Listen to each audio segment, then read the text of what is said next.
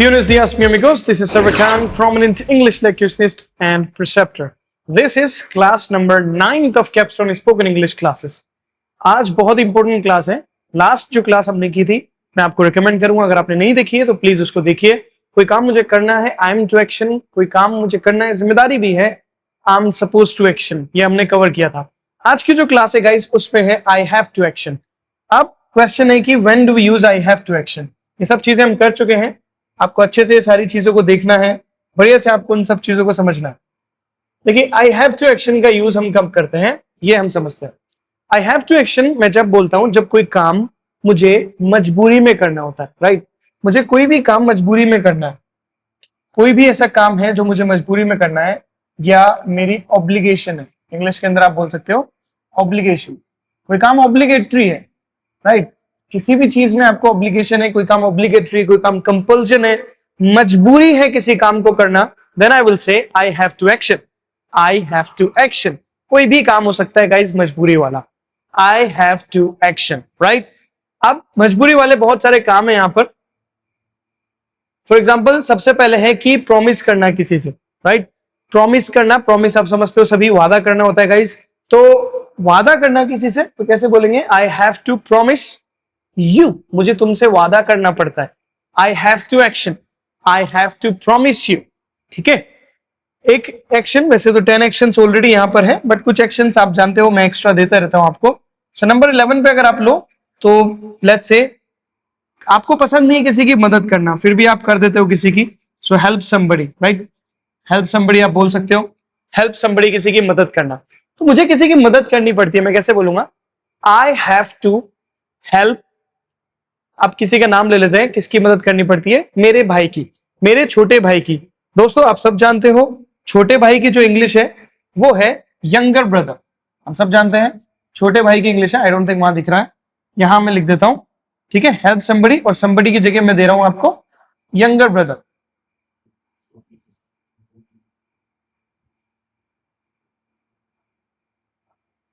Right, younger brother. और बड़े भाई, यंगर की जगह हो सकता है एल्डर. Right, Elder. तो आपको बिल्कुल पसंद नहीं है इन हिज होमवर्क. ठीक है, उसके होमवर्क में आपको मदद करनी पड़ती है. Okay, so help younger brother, help my younger brother in his homework. तो मुझे मेरे छोटे भाई की होमवर्क में मदद करनी पड़ती है. अब देखो ये एक ऐसा काम है जो आपको पसंद नहीं है, लेकिन भाई पसंद की बात नहीं है, या मजबूरी है, आपके पास ऑप्शन ही नहीं है. You don't have any other option. तो अब आप नहीं करोगे तो मम्मी पिटाई करेंगे आपके अच्छे से. तो इसलिए ये चीज ऐसी है कि जो आपको करनी ही पड़ती है. तो मैं बोलूंगा I have to action. I have to action. I have to help my younger brother in his homework. I have to help my younger brother in his homework. कोई काम मुझे करना पड़ता है, मेरी मजबूरी है गाइस, मेरा ऑब्लिगेशन है. ठीक है, कोई भी काम मेरे लिए ऑब्लिगेटरी है, मेरा कंपल्शन है, मेरे लिए मस्ट है करना. उसके बाद है अगर मुझे सेकंड पर्सन से क्वेश्चन करना है, if I want to ask a question to the second person, कि सेकंड पर्सन से कोई क्वेश्चन करना है कि क्या तुम्हें कोई काम करना पड़ता है, क्वेश्चन के लिए हम पूछेंगे do you have to action. Do you have to action. Second person वो होता है गाइस जिससे आप बात करते हो. तो अगर मुझे सामने वाले से पूछना है भाई तेरे को ये काम करना पड़ता है, मतलब क्या तेरी मजबूरी है काम करना, do you have to action. Do you have to action. Action हो सकता है हैंडल कस्टमर कंप्लेंट्स. देखिए कोई इंसान अगर ऑफिस में जॉब कर रहा है, कोई भी 9 to 5, तो हो सकता है कि वो कस्टमर कंप्लेंट्स को हैंडल करता हो, कि कस्टमर कंप्लेंट्स कर रहे हैं आपके प्रोडक्ट से रिलेटेड, की प्रोडक्ट्स में ये कमियां हैं. ठीक है, ये सारे ड्रॉबैक्स हैं प्रोडक्ट्स के. तो उन कंप्लेंट्स को हैंडल करने का काम होता है किसी ना किसी का. तो हो सकता है कि जिससे सेकंड पर्सन से आप बात कर रहे हो उसका हो, तो आपको उससे पूछना है. अभी देखो कंप्लेंट्स को हैंडल करना इतना आसान काम नहीं है, बहुत ही मुश्किल काम है. सो ऑब्वियसली उनको अप्रिशिएट करना चाहिए हम लोगों को जो ये काम करते हैं. राइट, लेकिन हमें क्वेश्चन पूछना है उस सेकंड पर्सन से कि क्या आपको कस्टमर की कंप्लेंट्स हैंडल करनी पड़ती है. कैसे पूछेंगे, do you have to handle customer complaints. Do you have to handle customer complaints. इस तरीके से आपको बोलना होता है. उसके बाद है अगर आप आंसर कर रहे हो तो यहां पर लिखा हुआ है कि व्हेन आंसरिंग अबाउट योरसेल्फ, खुद के बारे में आंसर करेंगे हम तब हम इसको यूज करेंगे. Right, when answering about yourself. So do you have to action. Yes I have to action. अब देखिए आपको एक और चीज बताता हूं, मैंने पहले क्लासेस में भी कवर किया है कि इस यस की जगह आप दूसरे अल्टरनेटिव्स का यूज कर सकते हो गाइस। आप बोल सकते हो ऑफ कोर्स, एक अच्छा वर्ड है, आप बोल सकते हो ऑफ कोर्स, और जब नेगेटिव बोलो तो इसमें नॉट लगा देना। पॉजिटिव आंसर में यस वाले में तो ओनली ऑफ कोर्स, जब नेगेटिव बोलोगे नो वाले में तो ऑफ कोर्स नॉट हो जाएगा। जैसे आपको जवाब देना है कि हाँ मुझे कस्टमर्स कंप्लेन हैंडल करने पड़ते हैं, तो कैसे मैं बोलूंगा, of course I have to handle the customer complaints, right. अब देखो एक और चीज मैं आपको बताता हूं, बहुत ही खास चीज मैं बता रहा हूं आपको। इस हैव टू की जगह गाइस आपको जो यूज करना है वो यूज करना है हैव टू। मैंने यहां लिखा आपके लिए हैव टू, राइट। इस हैव टू का कॉन्ट्रैक्शन हो जाता है हैफ्टा। ये एक एडवांस चीज दे रहा हूं मैं आपको, जो नेटिव स्पीकर्स है वो कैसे इसको जल्दी बोलेंगे वो तरीका मैं आपको बता रहा हूं। तो अब हमारे पास जब भी हैव टू आएगा, जहां भी हैव टू आएगा, आपको याद होगा एक कॉन्ट्रैक्शन गोइंग टू का हमने प्रीवियस क्लास में किया था। गोइंग टू जिसको आप बोलते हो गोना, वैसे ही हैव टू जिसको आप बोलते हो have to. Have to, I have to action, of course I have to action. देखिए अब कितना तेज और कितना स्मूथ आ रहा है। एक तो है of course I have to action, अलग अलग, और जब मैं इसका कॉन्ट्रैक्शन बना रहा हूं तो कितना स्मूथ आ रहा है और कितना नेचुरल आ रहा है। Of course I have to action, of course I have to action, of course I have to action. So इस तरीके से आप बोल सकते हो। तो ऑफ कोर्स मुझे कस्टमर कंप्लेंट्स हैंडल करने पड़ते हैं, of course I have to, I have to, have to, of course I have to handle customer complaints, right. इस तरीके से आपको ये बोलना है। नेक्स्ट है हमारे पास, अगर आपको मना करना है तो मना कैसे करोगे, आप नो कर दो नेचुरली। नो, नो नहीं, no, no I don't have to, no I don't have to. इस हैव टू की जगह भी आप क्या बोल सकते हो, have to. No I don't have to, no I don't have to handle customer complaints, ठीक है, मुझे नहीं करना पड़ता है। No I don't have to handle customer complaints. अब इस नो की जगह आप ऐसे भी रिप्लाई कर सकते हो। अगर आपको इस नो का रिप्लाई नहीं करना है तो आप ये वाला रिप्लाई कर सकते हो। आप बोल सकते हो of course not, of course not, of course not, I don't have to, of course not, I don't have to handle customer complaints. That's how you do it, right. उसके बाद नेक्स्ट है, आप जब थर्ड पर्सन के बारे में बात करेंगे, किसी भी थर्ड पर्सन के बारे में बात करेंगे कि कोई काम उस थर्ड पर्सन को करना पड़ता है, उसकी मजबूरी है, राइट। तो he has to action, she has to action, या कोई एक सिंगुलर नेम है उसके लिए भी हैज टू एक्शन, ठीक है। फॉर एग्जाम्पल, हम एग्जाम्पल लेते हैं कि सुमन को कोई काम करना पड़ता है, राइट। सुमन एक नेम लिया गाइस हमने, सुमन को कोई काम करना पड़ता है, सुमन हैज टू एक्शन। देखिए यहां पर जो दे रखा है आपको, माय दे रखा है। अगर सुमन है, लड़की है सुमन, तो इस माय की जगह क्या हो सकता है गाइस, वो हमें पता होना चाहिए। ये जो माय आपको दे रखा है सुमन के लिए, इस माय की जगह आप यूज कर सकते हो हर, इस माय की जगह आप यूज कर सकते हो हिज, अगर कोई लड़का हो तो। यहां पर हमारे पास लड़की है तो हर पेरेंट्स बोलेंगे हम, हर पेरेंट्स, राइट। तो ओबे मतलब क्या होता है, ओबे मतलब होता है फर्माबरदारी करना, किसी का कहना मानना, ठीक है, अच्छे से उनके जितने भी रूल्स एंड रेगुलेशन है, आपके ऊपर जितनी जिम्मेदारी है, रिस्पॉन्सिबिलिटीज है किसी भी इंसान को लेकर, तो वो ओबे करना, रूल्स वगैरह को ओबे करना, मतलब उन रूल्स को फॉलो करना, उसको जिम्मेदारी के साथ कंप्लीट करना, राइट। तो हमारे पास है ओबे हर पेरेंट्स, ठीक है, अपने पेरेंट्स की फर्माबरदारी करती है, मतलब अपने पेरेंट्स का कहना मानती है। कुल मिला के आप बोल सकते हो कहना मानना।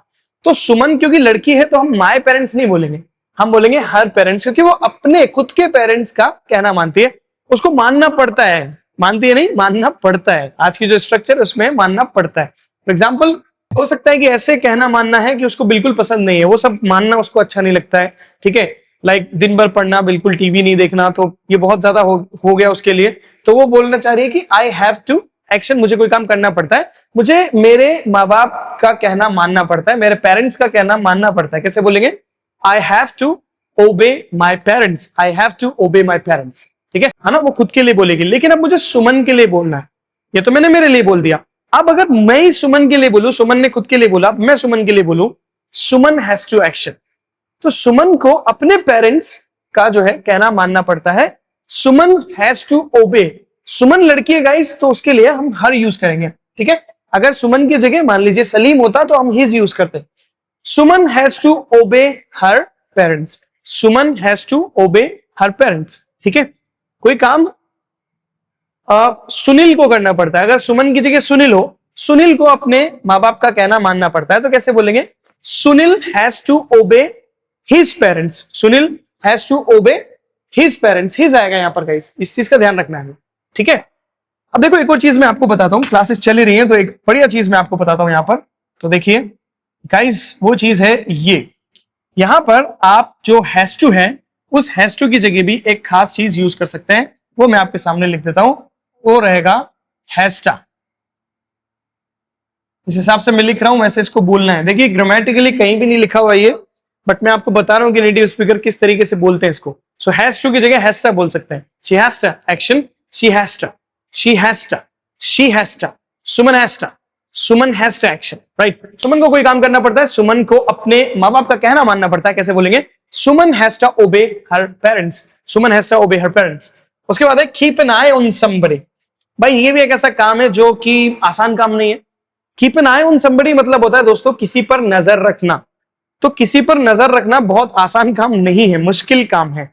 तो नजर रखने के लिए इंग्लिश है keep an eye on somebody, keep an eye on somebody, किसी पर नजर रखना। जैसे मुझे मेरे छोटे भाई पर नजर रखनी पड़ती है। कैसे बोलेंगे? I have to. Have to को क्या बोल सकते हो दोस्तों? हैव टू को बोल सकते हैं हम हैफ्टा, इधर लिखा हुआ है, हैव टू को हम बोल सकते हैं have to. I have to keep an eye. अब देखो ये जो तीन वर्ड्स आपको दिख रहे हैं कीप एन आई, अलग अलग दिख रहे हैं, ठीक है। मैं दूसरे से हाईलाइट करता हूं ताकि आपको अच्छे से दिखे।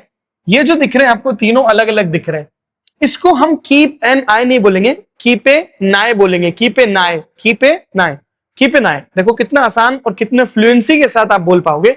कीप ए नाई, कीप ए नाई, keep an eye on my younger brother. मुझे मेरे छोटे भाई पर नजर रखनी पड़ती है। कैसे बोलेंगे? I have to keep an eye on my younger brother, I have to keep an eye on my younger brother. Okay, इस तरीके से आपको प्रैक्टिस करते रहना है, बोलते रहना है वीडियोस देखते समय, क्योंकि स्पोकन क्लास है गाइस, हमेशा मैं ये बताता रहता हूं। उसके बाद नेक्स्ट जो एक्शन है हमारे पास वो है सॉर्ट आउट द मैटर। किसी भी मैटर को सॉल्व करना, उसको सॉर्ट आउट करना, एक फ्रेजल वर्ब है। और नेटिव स्पीकर्स सॉल्व करने से ज्यादा, ठीक है, सॉर्ट आउट का यूज करते हैं। ज्यादातर जो अंग्रेज है वो बोलते हुए नजर आएंगे सॉर्ट आउट करना। ऑफिस वगैरह में भी आपको नजर आएगा सॉर्ट आउट बोलते हैं, सॉर्ट आउट करना है इस चीज को। तो अच्छा टर्म है, अच्छा फ्रेजल वर्ब है, अच्छी एक्शन है जो आप यूज कर सकते हो किसी भी मैटर को सॉल्व करने के लिए, राइट। तो फॉर एग्जाम्पल मुझे बोलना है हम लोगों के लिए कि हमें जो मैटर है वो सॉल्व करना पड़ता है, ठीक है। We have to sort out the matter. अब हैव टू की जगह क्या बोल सकते हो आप? Have to. We have to sort out the matter, we have to sort out the matter, ठीक है। अब भाई तुम्हारी मजबूरी हो गई, तुम क्लासेस ले रहे हो, अब तुम्हें करना ही पड़ेगा, तुम्हें प्रैक्टिस करनी पड़ेगी इंग्लिश, ठीक है। एक एक्शन लिखी मैंने यहां पर आपके लिए, प्रैक्टिस इंग्लिश। एक एक्शन लिख दी मैंने नंबर 12 पर, आप लिख सकते हो चाहो तो इसको, ये नंबर 11 आ गया, नंबर 12 हो जाएगा। तो भाई हमें इंग्लिश प्रैक्टिस करनी पड़ती है यार। कैसे बोलेंगे? We have to practise English. और अगर स्पोकन इंग्लिश करनी पड़ती है तो we have to practise spoken English, we have to practise spoken English. मैं मेरे लिए ये बात नहीं बोलूंगा, जैसे कि एक्शन है नंबर 13, 12 ये हो गया गाइस, 13 यहां लिख रहा हूं मैं। एक्शन है बहुत ही आसान सी, टीच इंग्लिश। आप सभी जानते हैं इंग्लिश पढ़ाना। भाई अब इंग्लिश पढ़ाना जो है वो तो देखो मुझे तो पसंद है, तो मैं मेरे लिए नहीं बोलूंगा कि मुझे पढ़ाना पड़ता है, बट फिर भी हम सेंटेंस बना सकते हैं। हमें पढ़ाना पड़ता है, अभी हम हमारे में चल रहे हैं, हमें के लिए हम वी यूज करते हैं। वी हैव टू एक्शन बोलेंगे सब, we have to teach English, we have to teach English. Okay, that's how you do it, we have to teach English. मुझे पढ़ानी पड़ती है इंग्लिश, कैसे बोलेंगे? I have to teach English. अगर मुझे सेकंड पर्सन से पूछना है क्या तुम्हें इंग्लिश पढ़ानी पड़ती है, मतलब मैं जानता हूं कि उसको पसंद नहीं पढ़ाना, वो ऐसे ही टाइम पास कर रहा है, तो मैं उससे पूछ सकता हूं क्या तुम्हें इंग्लिश पढ़ानी पड़ती है। कैसे पूछेंगे? Do you have to action, do you have to teach English, do you have to teach English, do you have to teach English. Practice करते रहिए, बोलते रहिए, बहुत जरूरी है, ठीक है। सो इसके आंसर दो हो सकते हैं, हाँ बिल्कुल मुझे इंग्लिश पढ़ानी पड़ती है। Of course I have to teach English, of course I have to teach English, of course I have to teach English. मना कर देंगे, of course not, I don't have to teach English, of course not, I don't have to teach English. That's how you do it, right. इस तरीके से आपको करना है। Next हमारे पास है stack up money for something. Wow, what an action, what a brilliant action, और right here on the board. Stack up money for something. कितने लोग हैं जिनके सपने होते हैं कुछ बड़ी चीज खरीदने के दोस्तों। बहुत सारी चीजें हो सकती हैं। आईफोन का सपना होता है कुछ लोगों का कि मुझे आईफोन खरीदना है यार। कुछ लोगों का सपना होता है कि कोई दूसरा स्मार्टफोन खरीदना है जो बहुत महंगा हो। कुछ लोगों का सपना होता है कि मुझे कोई बड़ा लैपटॉप खरीदना है। कुछ लोगों का, ज्यादातर लोगों का, कुछ नहीं, ज्यादातर लोगों का सपना होता है कि मुझे ये कार खरीदनी है, कोई भी लग्जरियस कार होती है। तो भाई किसी भी चीज के लिए पैसा इकट्ठा करना, लार्ज अमाउंट में इकट्ठा करना, वो नहीं, वो मंथली सेविंग नहीं, वो तो सेव हो जाएगा। लार्ज अमाउंट में आप लंबे टाइम के लिए इकट्ठा कर रहे हो, ठीक है, बहुत सारे ईयर्स के लिए इकट्ठा कर रहे हो, तो उसको बोलते हैं stack up money for something. बहुत ही अच्छी एक्शन है, आज की one of the best action है जो मैं आपको दे रहा हूं, stack up money for something. ठीक है, मैं एक आईफोन के लिए मुझे पैसा इकट्ठा करना पड़ता है, सेव करना पड़ता है। भाई पैसा किसको नहीं पसंद? अगर आपको पास पैसा है तो आप चीजें खरीद सकते हो। ऑब्वियसली आपकी बहुत सारी कुछ लोगों को खाने का शौक है, कुछ लोगों को शॉपिंग का शौक है, तो पैसे खर्च करने के लिए आपके पास जो भी, ठीक है, अमाउंट है, मनी है, उसको खर्च करने के लिए आपको ज्यादा सोचने की जरूरत नहीं होती है, राइट। तो अब उसको जोड़ना, एक ऐसे इंसान जिसको जोड़ना पड़ता है भाई, ठीक है, आईफोन के लिए मुझे पैसा जोड़ना पड़ता है। ये मुझे सेंटेंस बोलना है, कैसे बोलूंगा मैं? I have to stack up money for an iPhone. एक आईफोन के लिए मुझे पैसा जोड़ना पड़ता है। I have to stack up money for an iPhone. मुझे एक लग्जरियस कार के लिए पैसा जोड़ना पड़ता है। लग्जरियस कार कोई भी बड़ी कार हो सकती है, आप सब जानते हैं, 1 CR से ऊपर की जो भी कार्स है ऑब्वियसली वो लग्जरियस कैटेगरी में आ जाती है। आप सब अच्छे से जानते हैं कौन कौन सी कार्स है, हम कोई नाम नहीं ले रहे हैं, वैसे ही बोलने की कोशिश करते हैं। तो अ लग्जरियस कार, ठीक है, तो मुझे पैसा जोड़ना पड़ता है एक लग्जरियस कार के लिए, आलिशान कार के लिए। कैसे बोलेंगे? I have to stack up money for a luxurious car. I have to stack up money for a luxurious car. That's how you say it, right. तो अब मुझे अगर सेकंड पर्सन से पूछना है कि क्या तुझे एक लग्जरियस कार के लिए पैसा इकट्ठा करना पड़ता है, तो मैं पूछूंगा do you have to stack up money for a luxurious car? Do you have to stack up money for a luxurious car? मुझे पूछना है क्या तुझे आईफोन के लिए पैसा इकट्ठा करना पड़ता है हर महीने? एवरी मंथ भी आ जाएगा, बहुत अच्छा सेंटेंस है। क्या तुझे हर महीने एक आईफोन के लिए पैसा बचाना पड़ता है? Do you have to stack up money for an iPhone every month? Do you have to stack up money for an iPhone every month? Do you have to stack up money for an iPhone every month? ऐसे question पूछ लेंगे आप। फिर इसके answer, दो answer हो सकते हैं। Of course, I have to stack up money for an iPhone every month. Of course not. I don't have to stack up money for an iPhone every month. That's how you say it, guys, right? इस तरीके से हमें बोलना होता है।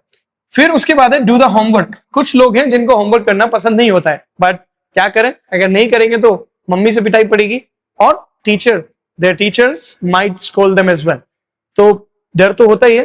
तो do the homework, मजबूरी में करना पड़ता है ना। कभी कभी कुछ लोग होते हैं मजबूरी में करना पड़ता है, मन नहीं कर रहा है आपका, बट करना तो है।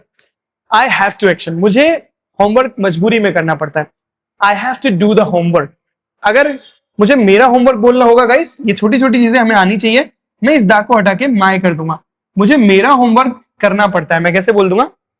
I have to की जगह have to, I have to do my homework. I have to do my homework. इस चीज का भी आपको ख्याल रखना है, राइट। नेक्स्ट देखिए अब, नेक्स्ट देखते हैं अब हम कि जब कोई एक्शन उन लोगों को करना पड़ता है, वो जो लोग हैं उनको करना पड़ता है, तो हम बोलेंगे they have to action।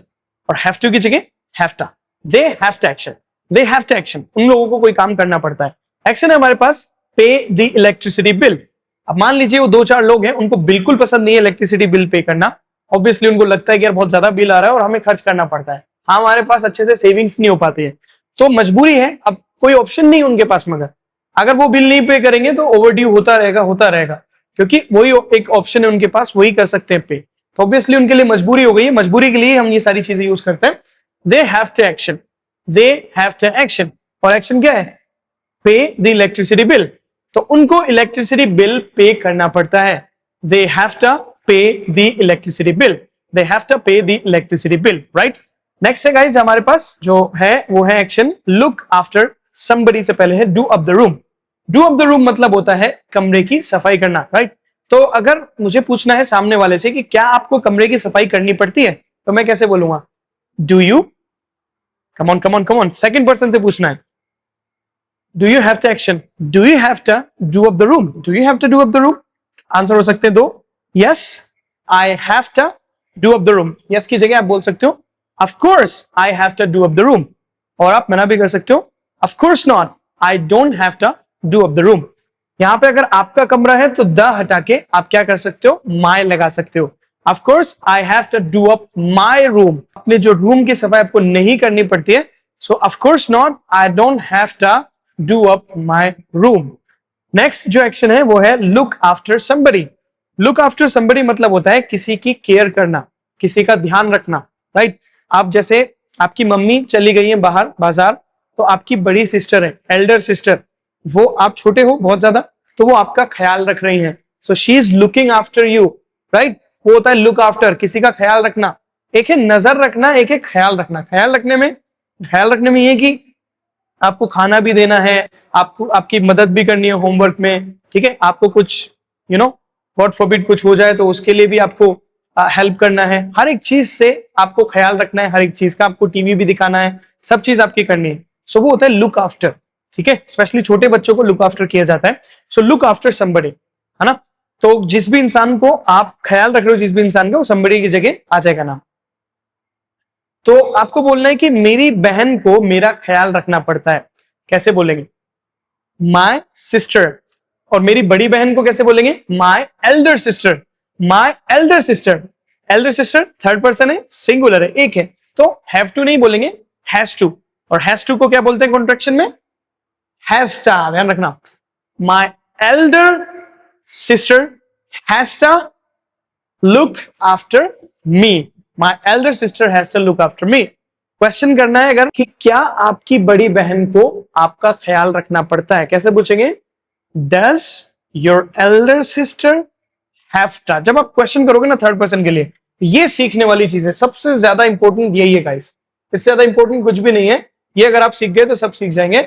ये जो है ना, ये सबसे ज्यादा इंपॉर्टेंट है, क्योंकि यहां जब डज आ रहा है ना, तो दोबारा में हैव टू यूज हो रहा है. ठीक है, इस चीज का ख्याल रखना. दोबारा में जो यूज हो रहा है वो हैव टू यूज हो रहा है. तो मुझे क्वेश्चन अगर करना है तो मैं कैसे पूछ लूंगा? Does your elder sister have to. Does your elder sister have to look after you. Does your elder sister have to look after you. अब आप जब इसका आंसर करेंगे एल्डर सिस्टर, क्योंकि शी यूज होगा, तो आप वही हैज टू यूज करेंगे आंसर हां करने में. Yes she, yes she has to, yes she has to look after me. Of course she has to look after me. मना कर देंगे. Of course not, she doesn't have to look after me. तो ये थी class guys आज की, जिसमें आप यूज करते हो कि कोई काम मुझे करना पड़ता है. I have to action. इससे पहले 2 क्लासेस और थी इंपॉर्टेंट. इससे पहले वाली वीडियो जरूर देखना, जो क्लास 8 थी हमारी. उसमें मैंने बताया था आपको कि कोई काम मुझे करना है. I'm to action, I'm supposed to action. और फिर अब ये जो थर्ड क्लास है, एकदम सीक्वेंस में सब क्लासेस चल रही हैं, तो मैं रेकमेंड करूंगा सारी क्लासेस देखें. एक और मैं रिक्वेस्ट करना चाहूंगा, वीडियो के लास्ट में कर रहा हूं, लाइक्स नहीं कर रहे हो आप वीडियोस पर, तो हम टारगेट रख रहे हैं लाइक्स का. लाइक्स अगर आप करोगे तो मैं भी मोटिवेट बहुत ज्यादा हो जाऊंगा, और फिर और अच्छे कंटेंट बनाने की मैं कोशिश करूंगा आपके लिए. आई होप आप सभी को क्लास समझ में आई होगी. So that is enough for today. Rest we will surely discuss in the next class. Till then, catch you letter.